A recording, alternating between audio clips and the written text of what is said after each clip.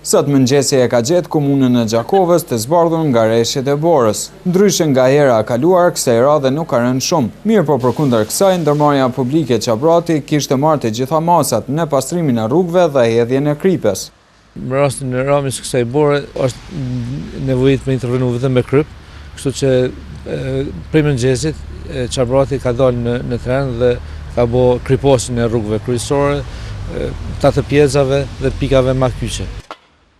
Kurse në përfshatra nuk ka pas nevojë për ndërhyrje, shtoi Meqa.